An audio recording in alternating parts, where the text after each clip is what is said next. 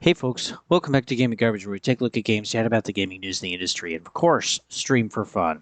Today we're going over a job listing that PlayStation has actually posted, and we're going to read some of it, but it is for sure definite now. I mean, if this isn't proof for people, then I have no idea what the heck they're waiting for, and they're just coping so hard because their identity is in a brand, which is a mistake, and that always has been, unfortunately. Because, yeah, things change, times change, people change, leadership changes. And here we go. We don't have Ryan anymore to focus on live service. While that is still going to be part of it, now we have someone else, and they're willing to go complete all platform at this point. I'm not saying multi platform anymore. I'm saying all platform because that's what their focus is. So let's go ahead and get into this. The Senior Director, Multi-Platform and Account Management. This is a position that they're currently looking for. Remote is okay. West Coast is preferred. Hey, maybe I should apply. Why not? This is in California. This is the overview. Reporting to the Vice President, Commercial Management as Senior Director of Multi-Platform and Account Management, you will play a critical leadership role in shaping and executing the global commercial strategy for PlayStation Studios software titles across all digital platforms beyond PlayStation hardware, including Steam, Epic Game Store, Xbox, Nintendo, and mobile. This role is accountable for optimizing title profitability, ensuring cross-functional alignment, and leading a high-performing team focused on multi-platform expansion, mid-range commercial planning, and platform partner management. Key responsibilities: oversee the year. Oversee the out-of-year commercial strategy for PlayStation Studio titles across all non-PlayStation platforms and driving long-term revenue growth and audience reach.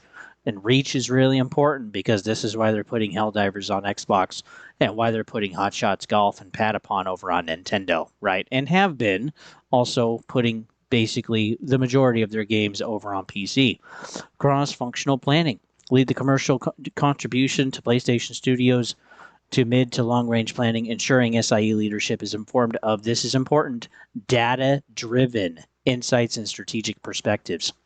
So again, if it shows profitability, they're going to continue to keep doing it because again, we have said this repeatedly on the channel, follow the money.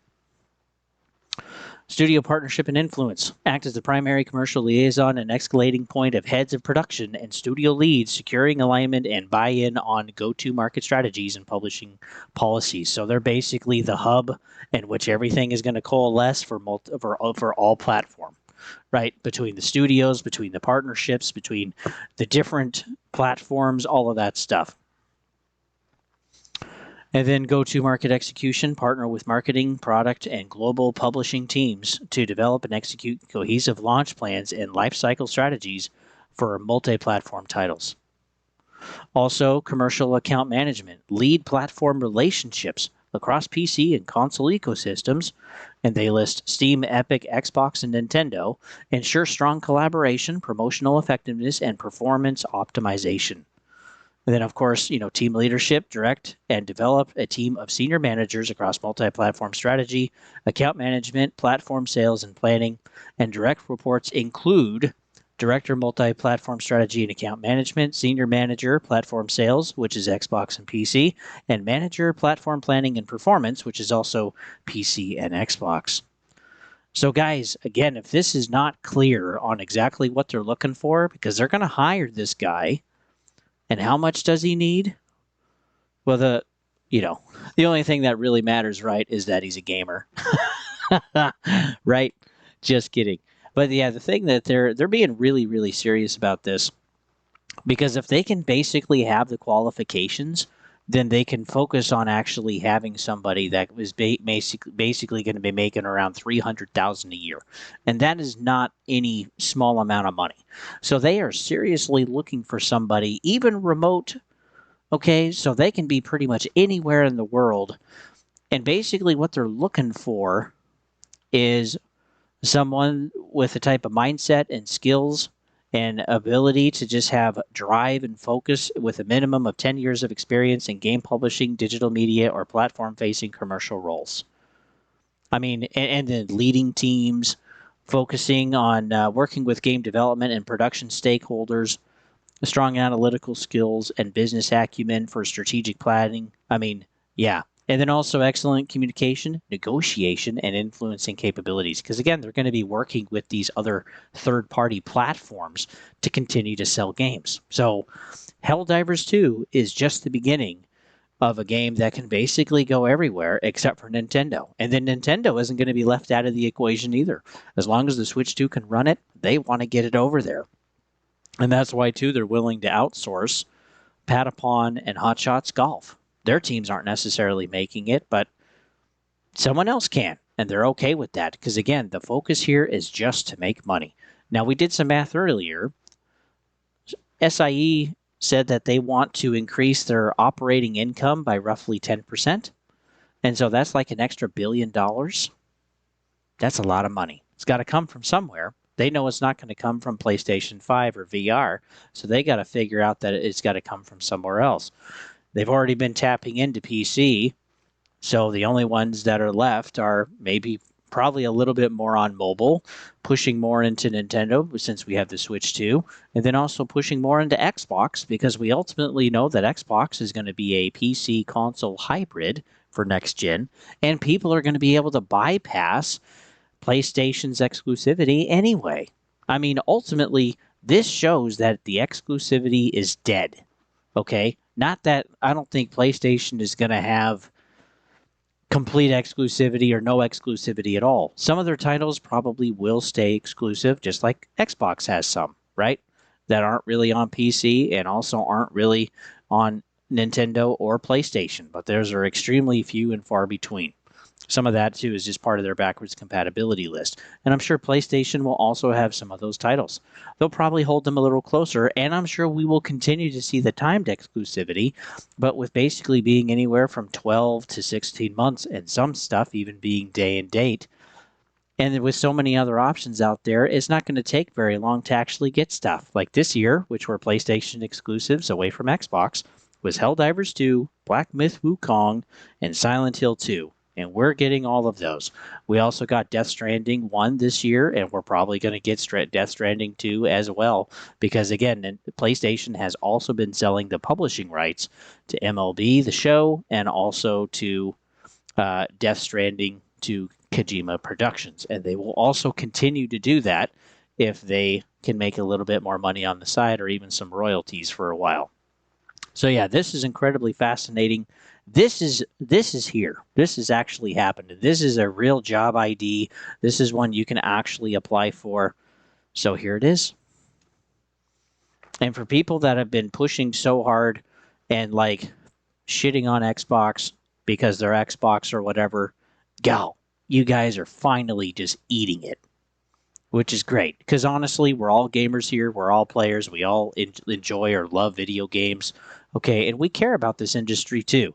And we should care a little bit more about the people and the players that are in the industry. We really should.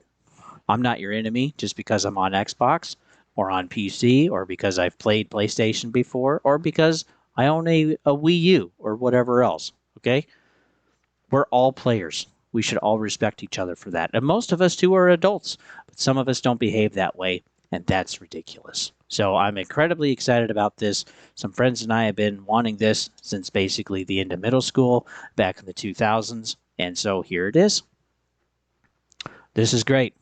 And now what I think, too, is the consoles now are going to have to sell themselves, or the services will have to now sell themselves, instead of exclusive running the show for console, which I think has been a cheap way to do it, of just like, oh, we're special, we're important, or we're good simply because we exclude a whole bunch of other people. That's ridiculous. What I care more about is an open forum and actually the product having to sell itself. And that's what I think we're going to get with next-gen consoles. They are going to have to provide something with basically their games ultimately going everywhere, regardless of where you are. The console is going to have to be good.